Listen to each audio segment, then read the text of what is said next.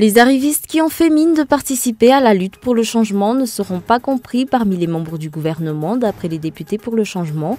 Ce ne seront également pas des personnes enclines à la corruption, selon les explications.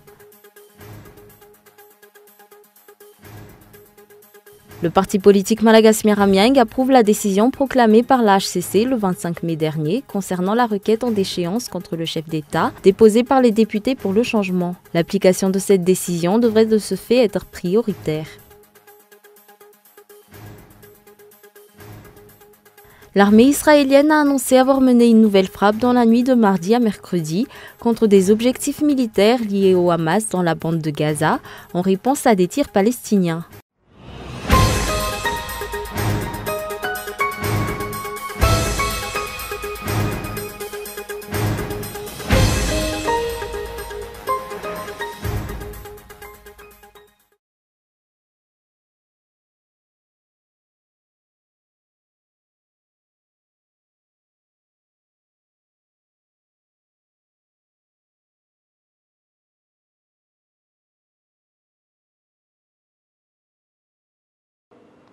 Bonsoir à tous et merci d'être avec nous pour cette nouvelle édition de la version française du journal de Cool TV. À la une de l'actualité, les arrivistes qui ont fait mine de participer à la lutte pour le changement ne seront pas compris parmi les membres du gouvernement, d'après les députés pour le changement. Ce ne seront également pas des personnes enclines à la corruption, selon les explications. Ounna Saïna. Face aux partis politiques et aux politiciens qui tentent de se faire une place dans la lutte menée par les députés pour le changement afin de faire partie du gouvernement de consensus, les députés pour le changement ont été clairs, la population ne veut pas de ces arrivistes. À l'annonce du changement de gouvernement, beaucoup se ruent pour rejoindre la lutte que nous menons avec pour but de pouvoir avoir une place au sein du nouveau gouvernement. La corruption à laquelle ce régime s'est habitué continue, d'après les députés pour le changement. Un déballage concernant le ministère de la Sécurité intérieure a été fait ce jour.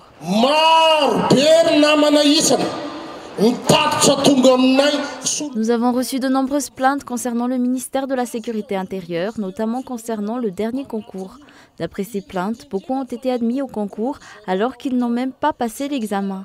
Ainsi, les responsables se pressent pour la délibération afin de pouvoir publier les résultats du concours aujourd'hui. Outre cela, une course à la promotion est également en cours. Tout cela sans la corruption à plein nez. Outre cela, le comportement du député Dzon Naranjia Malal hier ternit l'image des membres de l'Assemblée nationale selon les députés pour le changement. Pour l'heure, la manifestation va se poursuivre malgré les tentatives de division faites par certains.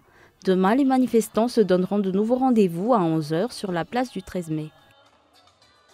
Toujours dans l'actualité politique, le président de la République, par le biais de ses avocats, a déposé une requête portant sur une demande d'avis de la Haute Cour constitutionnelle.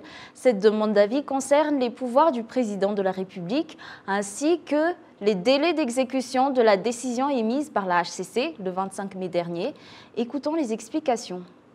Par rapport à ça, il y a diverses interprétations suivant les différences politiques. Donc, ceci étant, on est venu pour demander l'avis de la HCC à apporter leur avis par rapport au délai et la compétence du président de la République qui est, je ne peux pas dire tout de suite parce que l'article 54 en son alinéa 2 prévoit le seul pouvoir du président pour dissoudre le gouvernement, alors que l'article 4, ça mentionnait autre chose. Donc on voulait que la HCC apporte leur avis par rapport à cette ambiguïté, cette incompréhension de leur décision. C'est-à-dire, je dirais tout simplement que pour que cette décision puisse être exécutée, il faudrait certains éclaircissements. Voilà. Et notamment sur du point de vue délai et ensuite du point de vue de la compétence du président de la République. Comme annoncé précédemment dans les titres, le parti politique Malagasy Miaramieng approuve la décision proclamée par la HCC le 25 mai dernier concernant la requête en déchéance contre le chef d'État déposée par les députés pour le changement. L'application de cette décision devrait de ce fait être prioritaire. Reportage. C'est aux partis politiques et aux groupements de partis politiques majoritaires à l'Assemblée nationale de présenter le nom du Premier ministre qui doit être nommé prochainement par le chef d'État. Le parti politique Malagas Miaramieng respecte cette décision et se sont également investis d'une certaine responsabilité vis-à-vis des citoyens malgaches, des personnes qui luttent pour le changement, des électeurs, des maires et des députés, d'après les explications tenues aujourd'hui par un membre du bureau politique du parti Malagas Miaramieng. Après la décision prise par la Haute Cour constitutionnelle la semaine dernière, le parti Malagas Miaramieng, MMM, a pour devoir de réagir. C'est un devoir vis-à-vis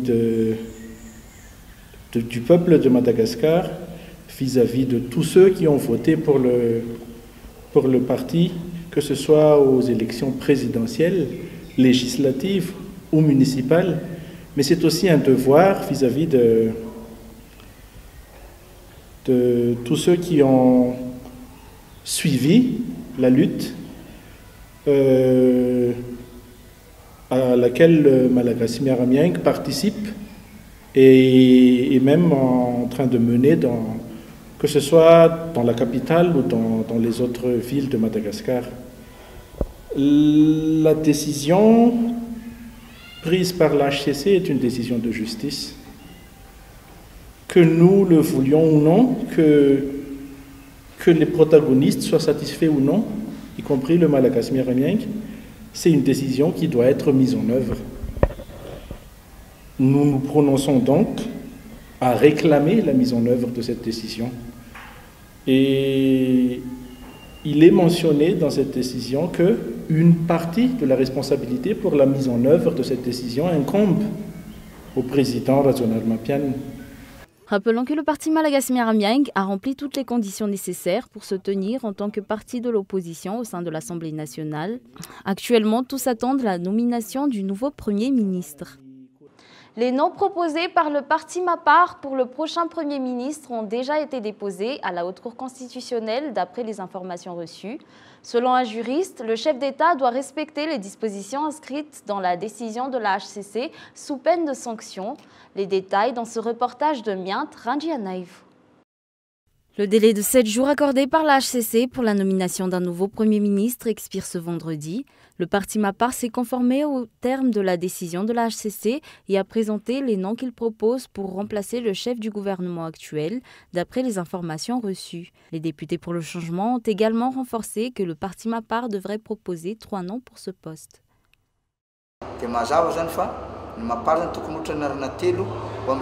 Il est clair que c'est au parti MAPAR de proposer les 3 noms parmi lesquels le chef d'État devra choisir le Premier ministre. Cela signifie que le dépôt de ces noms devrait être fait aujourd'hui et le Premier ministre devra être nommé vendredi. Le Premier ministre actuel devrait de ce fait présenter sa démission. D'autre part, un juriste a déclaré que le président de la République est obligé de respecter les dispositions inscrites dans la décision de la HCC. Ce qui revient à dire qu'il appartient au président de la République de mettre fin à la gouvernance de M. Mafal sur l'Andasan. À ce moment-là, donc, si dans les 10 jours qui viennent, cette loi n'a pas été exécutée et qu'il n'y avait pas de compromis entre les partis en place, face à face, donc c'est l'arrêt en entier qu'il faudrait exécuter. Que dit l'arrêt? L'arrêt dit qu'il faut mettre en place le gouvernement, le retour des justices, et puis mettre un gouvernement nouvellement créé, nommé par le président. À ce moment-là, si les 10 jours passés, s'il n'y a rien de consensus, rien n'est mis en place, il appartiendra donc à ceux qui ont le pouvoir de poursuivre le président de la République pour refus d'exécution d'une décision de justice, parce qu'à ce moment-là, il y a refus d'exécution parce qu'il n'a pas exécuté cet arrêt de la Cour constitutionnelle. Rappelant qu'un nouveau gouvernement doit être mis sur pied 7 jours après la nomination d'un nouveau Premier ministre, conformément à la décision publiée par la Haute Cour constitutionnelle. La population attend actuellement de connaître le nom du futur chef du gouvernement. Avant de passer aux actualités internationales, 2 000 à 5 000 arrières, c'est la contrepartie donnée aux personnes recrutées pour semer le désordre au sein de la manifestation menée par les enseignants aujourd'hui. Outre cela, les verrous du portail du ministère de l'Éducation nationale ont été renforcés alors que les manifestants comptaient y pénétrer. Reportage Michael Ramarla. Vers 8 h du matin, une foule s'est regroupée devant le lycée moderne d'Impeflou pour se rendre au ministère de l'Éducation nationale. Une assemblée dont chaque personne a été payée entre 2 000 à 5 000 arrières pour semer le discorde au sein de la manifestation entreprise par des enseignants. Nous sommes ici depuis 8 h afin de semer le désordre au sein de cette manifestation. En échange, on nous a donné 2 000 arrières pour certains, 5 000 pour d'autres. Un fait que les enseignants présents sur place, qui ont pu constater directement la situation, a confirmé. Ces perturbateurs ont été payés par l'équipe de zone élite. Ici, nous sommes tous directeurs d'école, nous connaissons les parents d'élèves et ceux-là n'en font pas partie. Ils ont été payés pour semer la pagaille. Après une intervention des agents des forces de l'ordre, les perturbateurs se sont petit à petit dispersés.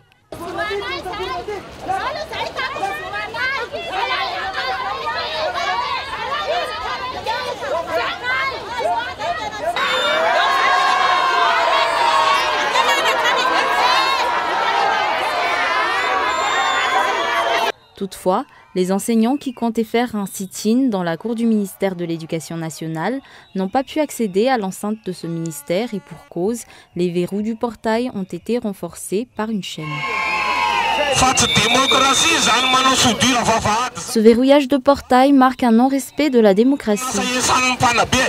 Ces enseignants vont poursuivre leur requête. Ils vont donc continuer à manifester malgré les objections émises par les responsables du ministère de l'Éducation nationale. Passons maintenant aux actualités internationales. L'armée israélienne a annoncé avoir mené de nouvelles frappes dans la nuit du mardi à mercredi contre des objectifs militaires liés au Hamas dans la bande de Gaza en réponse à des tirs palestiniens. Écoutons les explications sur ce reportage de France 24. Jérusalem, quelle est la situation à l'heure qu'il est ? Pour l'instant, la situation est revenue au calme et c'est le cas depuis ce matin. Alors qu'en effet, on a vu toute la journée d'hier et cette nuit encore une tension que l'on n'avait pas connue ici, en tout cas dans la bande de Gaza, depuis juillet 2014, août 2014, c'est-à-dire depuis la dernière guerre dans la bande de Gaza. Dans la matinée hier, il y a eu 28 tirs de mortier qui ont été donc lancés par le djihad islamique depuis la bande de Gaza vers Israël. Il y a eu évidemment une riposte israélienne, il y a eu de nouveaux tirs de roquettes et de mortiers dans la soirée, dans la nuit, principalement manifestement du djihad islamique, même si dans un communiqué commun, le Hamas et le mouvement et le djihad islamique ont revendiqué ces tirs. Et dans la nuit, vous l'avez dit, il y a eu une très forte riposte israélienne. Plusieurs dizaines de cibles ont été touchées. Au total, 65 cibles ont été touchées dans la bande de Gaza, notamment un tunnel d'ailleurs qui tentait de passer via l'Égypte pour ensuite rejoindre Israël. Il n'était pas encore opérationnel, mais c'est un tunnel qui a été détruit. Et depuis ce matin, il y a un retour au calme. Un responsable du ministère de la Défense israélien affirmait que s'il y avait ce retour au calme, c'est justement parce que l'armée israélienne avait frappé très fort cette nuit. Un représentant du pouvoir nord-coréen est attendu à New York, ce qui laisse imaginer que finalement, un sommet entre Kim Jong-un et Donald Trump aura bien lieu. Les détails en images dans ce reportage de France 24. Nouvel épisode dans le feuilleton diplomatique entre Washington et Pyongyang. Après la venue d'une délégation américaine dimanche dans la zone démilitarisée coréenne, la visite à New York de Kim Yong-chol laisse imaginer qu'un sommet entre Kim Jong-un et Donald Trump pourrait bien avoir lieu. Car il y a quelques jours, le président américain créait la surprise en annonçant l'annulation de cette rencontre avant d'entamer un rétropédalage. Depuis la lettre du 24 mai adressée au dirigeant Kim Jong-un, les Nord-Coréens se sont engagés vis-à-vis des États-Unis.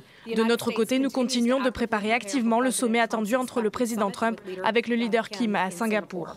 Bras droit de Kim Jong-un et chef des services secrets nord-coréens, le général Kim Yong-chol est un poids lourd du régime de Pyongyang. En arrivant à New York, où la Corée du Nord dispose d'une mission diplomatique aux Nations Unies, ce haut gradé devient le premier dignitaire de cette envergure à se rendre aux États-Unis en 18 ans. Sa visite aurait d'ailleurs nécessité la levée de sanctions internationales pour permettre un atterrissage sur le sol américain. Depuis le début des négociations avec les États-Unis, ce pilier du régime apparaît dans tous les événements diplomatiques majeurs, notamment aux côtés d'Ivanka Trump lors des Jeux Olympiques de Pyeongchang. Il est également celui qui a coordonné les réunions entre Kim Jong-un et Mike Pompeo. Les deux parties n'ont plus que 2 semaines pour aborder les négociations sur la dénucléarisation totale de la Corée du Nord voulue par Washington, alors que Pyongyang réclame de son côté la fin des activités militaires américaines en Corée du Sud. Et avant de nous quitter, revenons brièvement sur les grands points de ce journal. Les arrivistes qui ont fait mine de participer à la lutte pour le changement ne seront pas compris parmi les membres du gouvernement, d'après les députés pour le changement. Ce ne seront également pas des personnes enclines à la corruption, toujours selon les explications.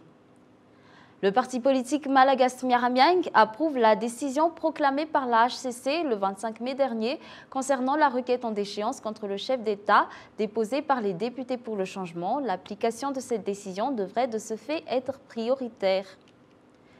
L'armée israélienne a annoncé avoir mené de nouvelles frappes dans la nuit de mardi à mercredi contre des objectifs militaires liés au Hamas dans la bande de Gaza en réponse à des tirs palestiniens. Et côté ciné, ne ratez pas ce soir sur Cool TV le film de Stranger, Pray at Night. Tout de suite, la bande-annonce. Les gens ont dû partir, c'est la fin des grandes vacances. Tamara est là? Tu dois te tromper de bungalow. Je sais.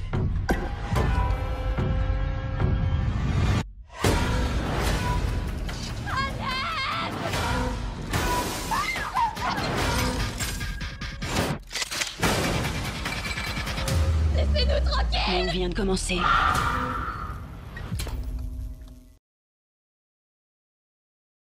Et c'est la fin de ce journal. Nous vous remercions pour votre fidélité. Bonne soirée à tous. Au revoir.